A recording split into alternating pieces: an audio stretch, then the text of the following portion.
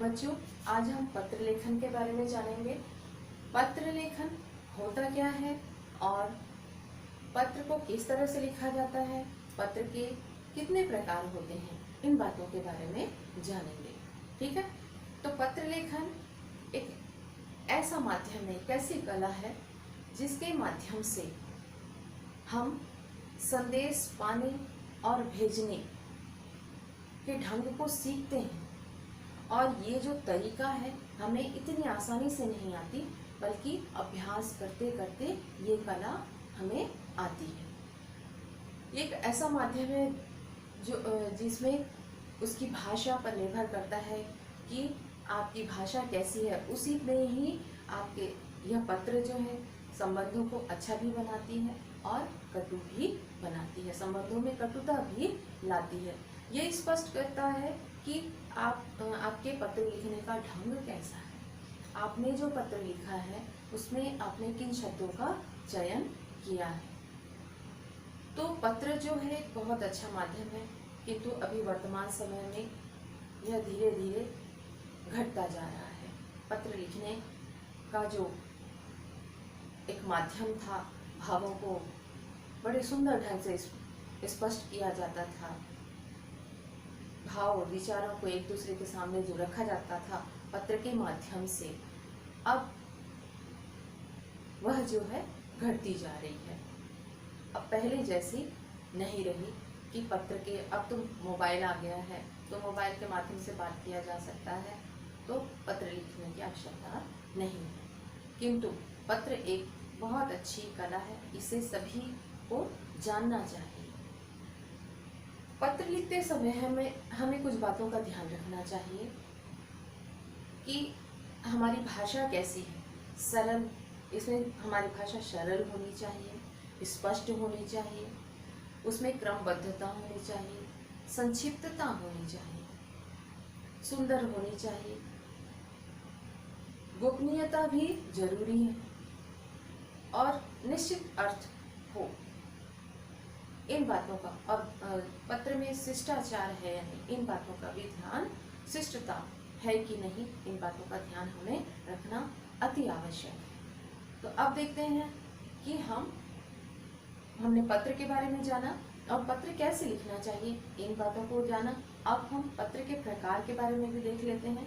तो पत्र मुख्यतः दो प्रकार के होते हैं, औपचारिक, अनौपचारिक। औपचारिक में देखते हैं, औपचारिक में व्यावसायिक और प्रशासनिक पत्र आते हैं। व्यावसायिक पत्र में जैसे व्यापार में लेन देन, क्रय विक्रय या व्यक्ति विशेष को निमंत्रण वगैरह जो देते हैं, व्यापार के अंतर्गत जो भी पत्र लिखे जाते हैं वो इसके अंतर्गत आएंगे। और प्रशासनिक पत्र में प्रार्थना पत्र, संस्थागत पत्र जो है, आवेदन पत्र हैं, सरकारी गैर सरकारी पत्र जो हैं, ये प्रशासनिक पत्र के अंतर्गत आएंगे। और ये व्यावसायिक और प्रशासनिक पत्र जो हैं ये औपचारिक पत्र के अंतर्गत आएंगे। ठीक है। अब हम देखते हैं अनौपचारिक पत्र। अनौपचारिक पत्र में व्यक्तिगत पत्र के अंतर्गत जैसे मित्र को पत्र, अपने रिश्तेदारों को पत्र, जो पारिवारिक पत्र हैं या परिचित अपरिचित को पत्र लिखा जाता है वो, और सामाजिक समस्याओं का उल्लेख किया जाए, ऐसे पत्र भी व्यक्तिगत यानी अनौपचारिक पत्र के अंतर्गत आएंगे। अब इन दोनों में अंतर क्या है देखते हैं। औपचारिक पत्र में शब्दों का विशेष ध्यान रखा जाना चाहिए, शिष्टाचार का विशेष ध्यान रखा जाता है, जबकि इसमें शिष्टाचार का उतना ध्यान नहीं रखा जाता। इसमें कोई सीमा नहीं होती, इसमें शब्दों की सीमा होती है कि आपको कितना लिखना है, लेकिन इसमें विस्तार से लिखा जाए, आप कितना भी बड़ा पत्र लिख सकते हैं, लेकिन इसमें सीमा होती है कि आपको कितना लिखना है। ज़्यादा बढ़ा चढ़ाकर यहाँ जो औपचारिक पत्र है, संस्थागत पत्र हैं, इसको ज़्यादा बढ़ा चढ़ाकर नहीं लिखा जा सकता है, एक सीमा बंधन होती है, लेकिन इसमें कोई सीमा बंधन नहीं होती, इसको आप जितना बढ़ा चढ़ाकर लिख सकते हैं। तो ये थी इन दोनों में अंतर, औपचारिक अनौपचारिक पत्र में। अब हम देखेंगे कि आज हम देखेंगे औपचारिक पत्र में, ये संस्थागत, आप अपने स्कूल के प्राचार्य या प्रधान अध्यापक जी को पत्र लिखेंगे, वो भी किसके लिए? अवकाश हेतु, ठीक है, अवकाश के लिए, आपको छुट्टी चाहिए। तो पत्र कैसे स्टार्ट करेंगे? सबसे पहले हम लिखेंगे दिनांक, फिर उसके बाद नीचे सेवा में, फिर उसके पश्चात लिखेंगे श्रीमान प्रधान अध्यापक जी या श्रीमान प्राचार्य जी, मानसरोवर विद्यालय जंजगिरी। फिर लिखेंगे ये आपके विद्यालय के, आप जिस विद्यालय में पढ़ते हैं उस विद्यालय का नाम होना चाहिए। बीएमवाई चरोदा, जिला दुर्ग। फिर लिखेंगे विषय, विषय में आपको अवकाश हेतु चाहिए तो अवकाश हेतु कारण बताएंगे यहाँ पर। फिर लिखेंगे महोदय जी, महोदय जी के पश्चात नीचे आप अपनी बातों को रखेंगे। यहाँ पर सनम्र निवेदन है कि आपकी तबीयत खराब है तो तबीयत खराब का कारण बताएंगे। यदि आपके घर में कुछ और कार्यक्रम है तो उस कारण को बताते हुए यहाँ कारण देंगे। उसके पश्चात फिर आभार व्यक्त करेंगे। अतः आपसे अनुरोध है कि मुझे दिनांक इतने से इतने तक, कब से कब तक छुट्टी चाहिए ये भी बताएंगे कि मुझे इस दिन से इस दिन तक छुट्टी चाहिए। उसके पश्चात धन्यवाद देंगे। धन्यवाद के पश्चात आप अपना नाम लिखेंगे। आप धन्यवाद के पश्चात आपका आज्ञाकारी शिष्य या आपकी आज्ञाकारी शिष्या, फिर नाम और कक्षा लिखेंगे। ठीक है, तो ये थी बच्चों अवकाश हेतु आवेदन पत्र। अब स्थानांतरण प्रमाण पत्र हेतु आवेदन पत्र आप अपने प्राचार्य प्रधान अध्यापक को लिखेंगे तो भी यही रहेगा। ठीक है, यहाँ पर बदल जाएगा कि स्थानांतरण प्रमाण पत्र हेतु आवेदन पत्र आपको लिखना पड़ेगा। और सेवा में दिनांक, सेवा में श्रीमान, ये यहाँ तक पूरा वैसे ही रहेगा। विषय में यहाँ थोड़ा सा परिवर्तन आएगा कि क्या स्थानांतरण, अवकाश हेतु नहीं है, स्थानांतरण हेतु, तो यहाँ पर लिखेंगे स्थानांतरण प्रमाण पत्र हेतु आवेदन। उसके पश्चात यहाँ पर महोदय जी भी रहेगा और यहाँ पे सनम्र निवेदन है कि मेरे पिताजी का स्थानांतरण यहाँ से यहाँ जहाँ भी हो गया है वो कारण बताएंगे। फिर उसके पश्चात आपको जो असुविधा हो रही है, क्यों आप स्थानांतरण प्रमाण पत्र चाहते हैं, वो कारण लिखेंगे। उसके पश्चात आप यहाँ पर अपने प्राचार्य महोदय को अतः लिखेंगे, प्राचार्य महोदय या प्रधान अध्यापक को लिखेंगे कि अतः मुझे स्थानांतरण प्रमाण पत्र अतिशीघ्र देने की कृपा करें। उसके पश्चात यहाँ पर धन्यवाद, फिर आपका आज्ञाकारी शिष्य, फिर नाम और कक्षा लिखेंगे।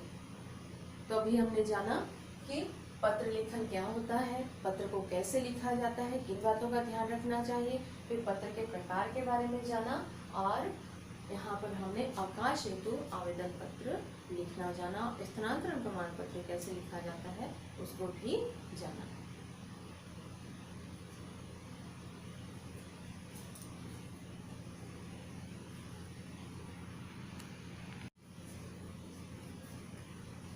अब हम निबंध लेखन के बारे में जानेंगे।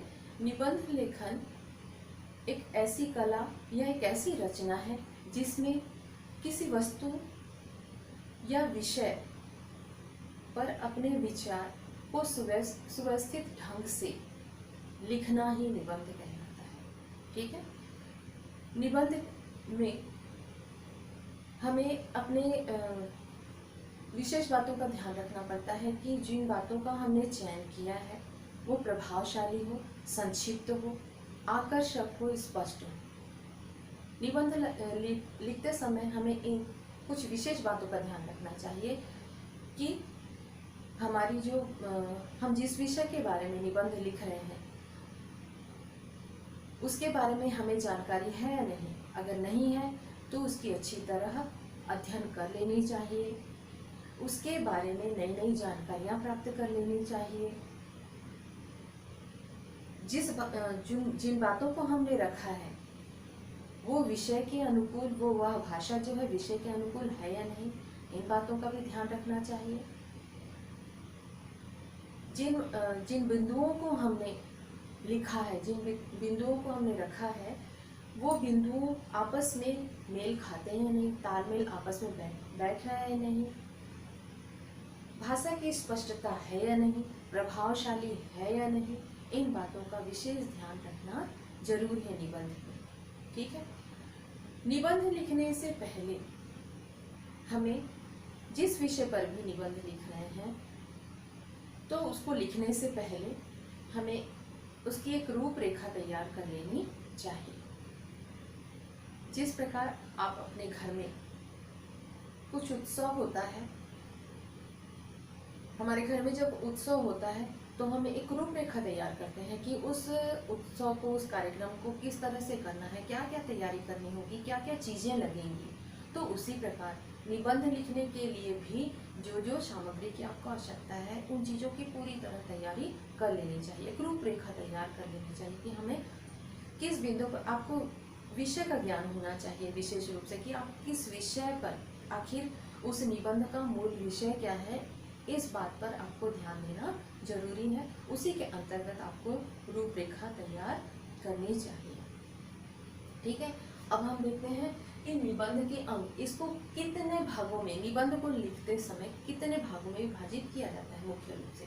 तो उसको 3 भागों में विभाजित किया जाता है। सबसे पहला जो है आरंभ। आरंभ जो निबंध का सिर कहा जा सकता है। तो आरंभ में जब हम लिखते हैं, जैसे प्रस्तावना वगैरह लिखते हैं, तो प्रस्तावना में हमारी भाषा कैसी होनी चाहिए, आकर्षक, स्पष्ट और सटीक, संक्षिप्त होनी चाहिए। बहुत बड़ा तो लिख रहे हैं मान लीजिए, लेकिन भाषा प्रभावशाली नहीं है, आकर्षक नहीं है, तो कोई मतलब नहीं है। तो हम संक्षिप्त में ही लिखें, लेकिन आकर्षक होनी चाहिए और स्पष्ट होनी चाहिए। इन बातों का हमें ध्यान रखना चाहिए। दूसरा पॉइंट देखिए, दूसरा बिंदु जो है मध्य भाग। मध्य भाग निबंध का शरीर जिसे कहा जा सकता है। इसमें उस विषय का सारा ज्ञान इसी मध्य भाग में ही होनी आवश्यक है। उसका बहुत अधिक विस्तृत वर्णन ना करते हुए संक्षिप्त रूप में ही उसके पूरे ज्ञान को, उसके बारे में जो भी जानकारी है, इसके माध्यम से दर्शानी चाहिए, प्रस्तुत की जानी चाहिए। और जो विषय है उसके मुख्य बिंदुओं पर यहाँ पर ध्यान दी जानी चाहिए। अब अंतिम भाग, जिसे जो उपसंहार कहलाता है। ठीक है। अंतिम भाग जो है उपसंहार कहलाता है। इसमें जो है हमारा भाषा जो है, हमारी भाषा कैसी होनी चाहिए, प्रभावशाली, संक्षिप्त होने के साथ साथ उसमें उपदेश या निर्देश होना आवश्यक है। ठीक है। आरंभ जो है आकर्षक, स्पष्ट और संक्षिप्त होना चाहिए। मध्य भाग में जिस विषय में आप निबंध लिख रहे हैं उसका संक्षिप्त पूरा सार, उसका ज्ञान जो है इस मध्य भाग में होना आवश्यक है। मुख्य बिंदुओं पर विशेष प्रकाश डाला जाना चाहिए। और अंतिम भाग में भाषा को प्रभावशाली बनाते हुए उपदेश या निर्देश देना जरूरी होता है। तभी आप एक अच्छा निबंध लिख सकते हैं। इसके लिए अभ्यास बहुत ही आवश्यक है। तो बच्चों, आप भी निबंध और पत्र का अच्छे से अभ्यास करेंगे। ठीक।